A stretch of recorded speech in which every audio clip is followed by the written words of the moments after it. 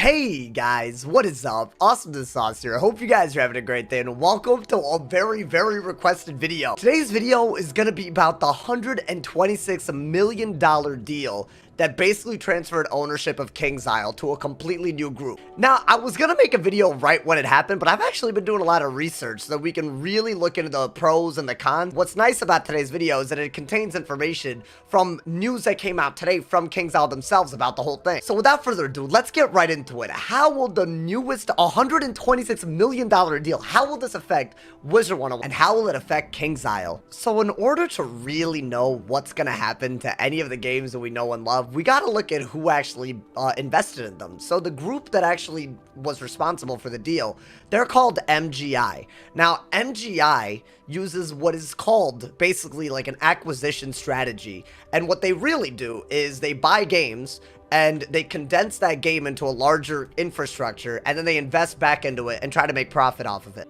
Now, you're probably wondering, if they just buy the games all the time, how in the world are they making profit off of it, right? The key behind a strategy like that is to simplify your structures as you get bigger, and also to make games very accessible, but also profitable by growing the fan base and increasing microtransactions. Now, I just said a lot, and this is based on what I've seen in a lot of their other games, but let's talk about how that might affect Wiz. What does their strategy mean for Wiz? Based on information that we already know, they're probably gonna do a lot of things that players have been asking for a really long time. A part of what they need for their investment to even make sense is to get more people to play the game. So they're most probably, based on what they've said anyways, and I'll leave the articles and I'll put the excerpts on the screen, they're thinking of expanding into consoles and mobiles, so we could literally see a game like Wizard101 on the Nintendo eShop, which is insane. It's insane how many more people might actually see the game for the first time. I have a feeling that they're gonna prioritize graphics because I don't think you can bring back old players or even attract new players without graphics that keep up with the times.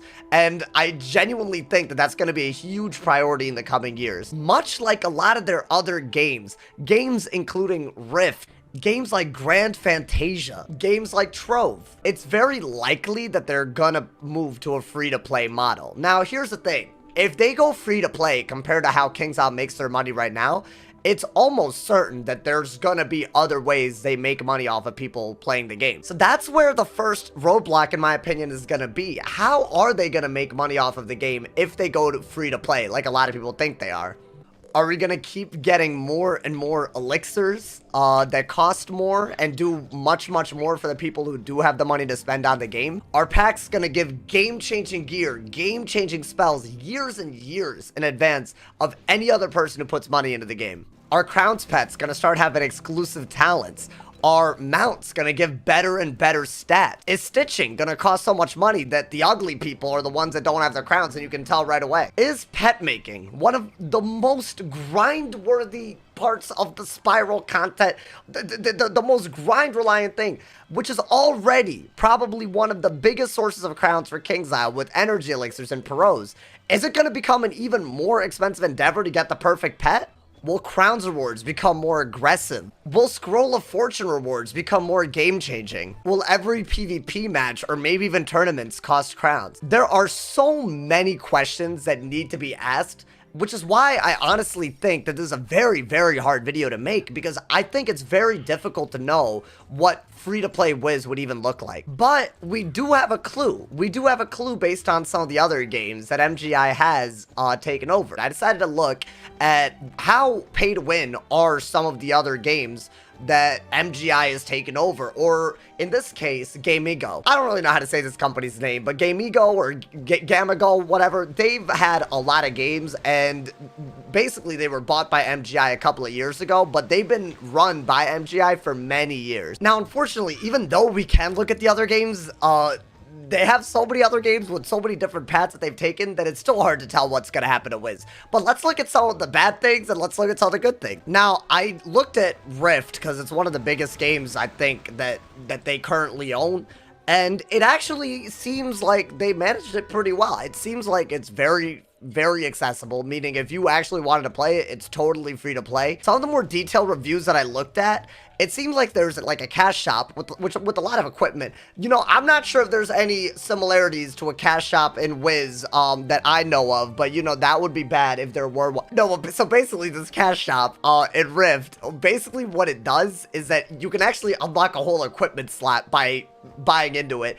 And there's like a subscription-based thing that completely outclasses the cash shop. So either you can subscribe for an advantage or use the cash shop for an advantage. Yes, it's free to play for a lot of people, but there are definitely advantages to paying money. That being said, no one's gonna go into the game and be like, oh, I'm not gonna play it anymore, this is a waste of my money, because you don't actually have to pay to play Rift whatsoever. So that's pretty awesome. Now let's look at an MGI game that is much more pay to win. It's a game called Archage, and it's weird because it's pretty much completely, it relies on an economy to function. Like, it has its own economy. There's like a premium currency, and there are plenty of ways where you can make a lot of money in the game. There, you can trade, you can fish, you can do this, you can do that. You can do a lot of things for like the currency, but in order to take part in the game, you need currency. And very conveniently, you can just buy however much currency you want with your real money. So it's very pay to win because of the fact that the economy plays such a large role. In Wiz, that actually might not be the worst thing. Now, obviously, we don't really have an in-game economy except for maybe the bazaar.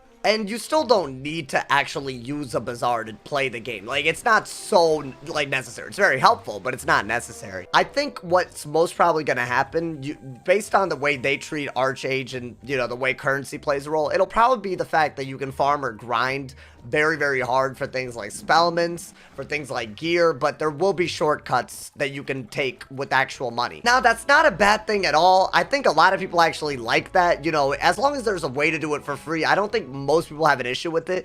My main issue is that I still want things that are exclusively not paid to get. You know, I still think there should be more drops in general that reward people for putting in time, because there should be things in a game like this. There should be things like that, because there needs to be an incentive to log on to the game such that you don't just pay money and do it, you know? Like, I think it's a little bit of a cheesy way to get ahead if all you have to do is swipe your credit card and you're automatically ahead. I'm not saying that it's not already kind of like that in Wiz sometimes. I just hope there's less of that. I hope there would be less of that. So, I think one thing that is pretty obvious that we will expect is that there will be more things in the crown shop. There will be more things that are for crowns. I think the real question is, how much of a benefit will that give to players to the point where people still feel comfortable playing the game without spending crowns? That's a really hard balance to strike. I hope they do a good job of it. I really do. I mean, I'm rooting for them, but I think that's a really hard thing to do, and I hope they involve players very directly in decisions like that. With all of that aside, I think the one big question that remains is, what will happen to Kingsisle? And this is one of the main reasons it took me this long to do it. I don't want to trivialize actual people who work at Kingsisle by just, you know, speculating about it, because honestly, they were probably in a lot of uncertainty. But a letter came out today from, you know, like from Falmea. It seems like good news. So I think, you know, it feels like not too many bad things are actually going to happen in the short term at all. In the letter, we see a lot of familiar names, people that really care about the game, and they're still going to be on the team. They're still going to be working. They're still going to be a part of the long-term vision. There's a lot of rhetoric in that letter, which I think is very nice. You know, the fact that they're planning 10 years ahead and they're in talks to keep on, you know, improving the way Wiz reaches out to people. And more importantly, I think, you know, like, as the updates keep going, they're also saying there's going to be new exciting opportunities. So in the short term, I don't think this is actually going to affect anything. In the long term, yes, things will be different. But if they do it right, it could be a really good thing for Wiz. It could really be a good thing. I think at the end of the day, what a lot of people who were feeling kind of apprehensive about this kind of thing, which I think is totally valid, I think what they're missing is that this game is a really good game in many ways. I'm saying this as someone who complains for a job on the internet about the game. I know what I'm talking about when it comes to this. The music, the story writing, some of the PvP mechanics that are starting to come out, the strategies, the list goes on. I think it's really encouraging that a huge company actually made an investment, and this is their biggest investment. That's the other thing. This is their biggest investment that they've ever made. That group that bought all those other games. There's something to say about a 10-year-old game that still looks attractive for investing. All that means is that this community is vibrant. It means that this community has a future. It's not going to die anytime soon. And I can assure you I'm not going anywhere anytime soon either. So that's the video. I think things are going to be different, but a lot of the things that we know and love aren't really going to change too much. Like, the core of the game won't change, and there are probably going to be some very exciting things coming. I think that's really the takeaway. Hopefully they do keep players involved in all the decisions that come out. I think that's the key to success here. I'm going to keep making videos. I hope you guys keep giving me feedback. Let me know, what do y'all think about this whole scenario the last few days? Let me know in the comments below. Also, you can read all the articles that I cited in this video in the description. Thank you guys for all the love, man, on all the videos. Check out all the other links in the description if you want to be more involved in the community. If somebody has not told you you're awesome today, they're doing something wrong, so stay awesome. And yeah, y'all.